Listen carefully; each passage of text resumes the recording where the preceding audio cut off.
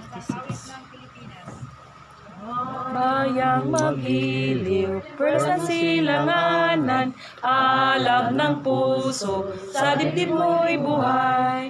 Lupang hinirang, duyan ka lang magiting, sa manlulupig, di ka pasisiil.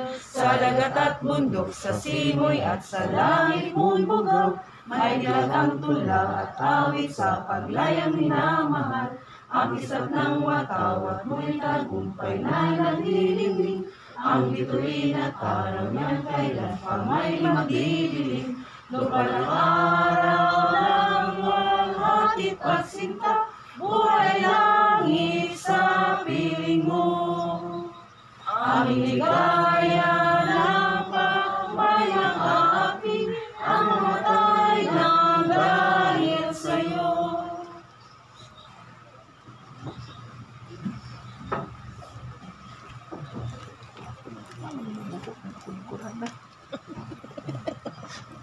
Abi man ako kung lingkuran ng sirado. Hindi na akong bag. Butang, hindi akong bag. Sa magang patang. Hindi na kaya si Ali.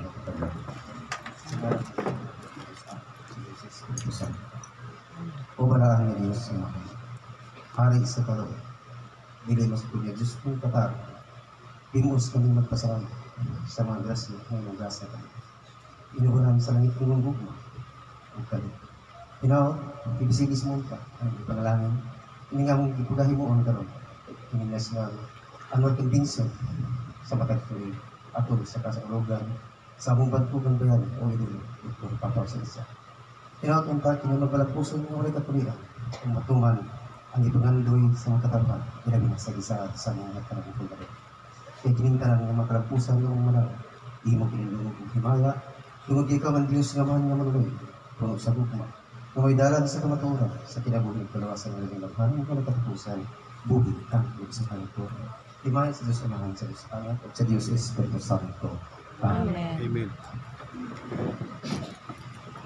Palihog magpabiling manindog, pagkitaas sa inyong tuong kamot, sunod mo sa akong ipamundo. Kami, mga membro, sa pundok Great Creek Refi, magapanumpa pinaagi sa among kaugalingon,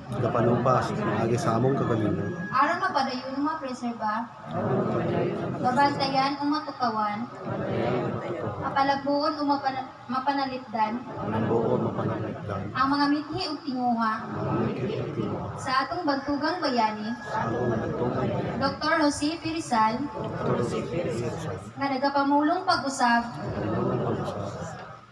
ug gibuhi sa atong mga panumduman ni Papa Tiago, Dato Santiago B. Cleo Sr., pinaagi sa mga kapununganong paglantaw, tugmong og katuyuan, damgo ug pangandoy niya. Kami magapanumba pagayon, aron masilsil ug pagtudlo ngadto sa atong mga sumusubang kabananunan, own rising youths, ug mga anak, sa mga anakan, sa atong mga anak, nianang walay kinutuban, dili pagtugkad nga pagtuo, pagsalig nianang Pangulo, ug labing labaw nga magpamalaog sa kalibutan. Kami magapanumpag dugang pagayod sa paghigugma sa inahantang yuta, ang nasugtang tabonon, ang Republikang Pilipinon, tungod kay kaniya, utang nato, ang atong kinabuhi ug kalipay. Ug tungod niining tanan, amo gayong panumpaan, aron pukawon, pangandaman, ug labason sa kanunay, ang mga gikauyunan ug kagustuhan sa among mga pundadores, aron sa kaangayan ug tukmang pagdayeg. Sa langdon ug dungganon, matinahuron ug kusganong katuyuan.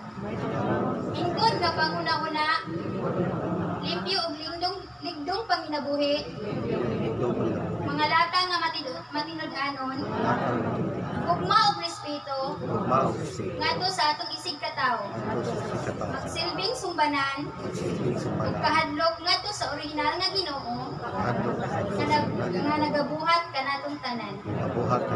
Palihog pag-iabot sa bintong kami.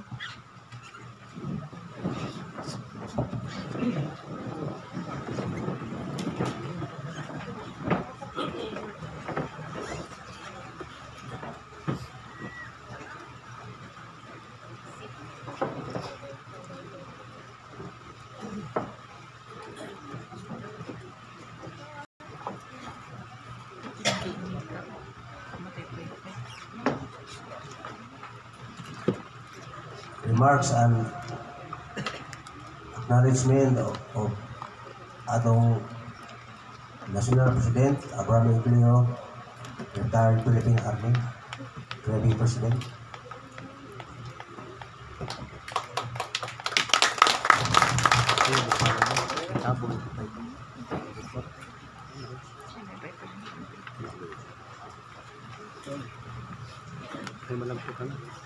Look like this.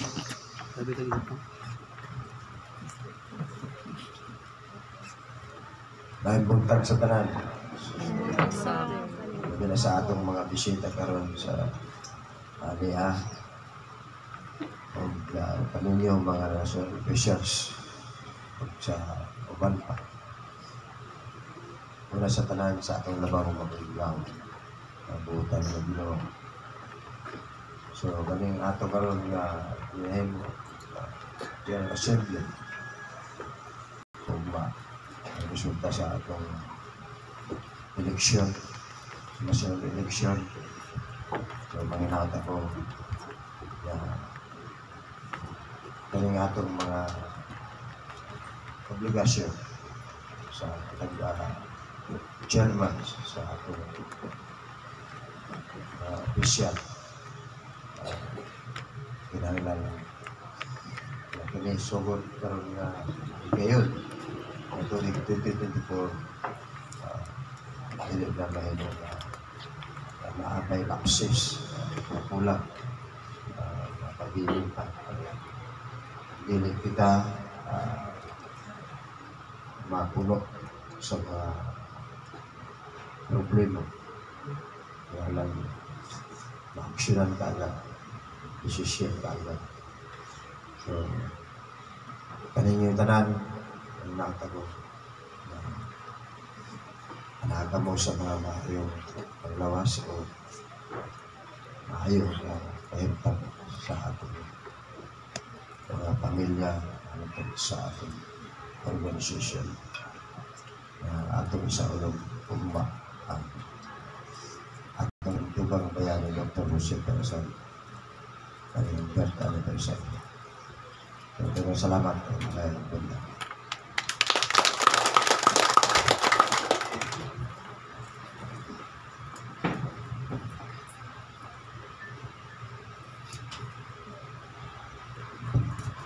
Attendance recognition, Ms. Floribet C. Paris, Corporate Secretary, National Level Provincial, District Central and Outside, at large, guests, VIPs, visitors, members.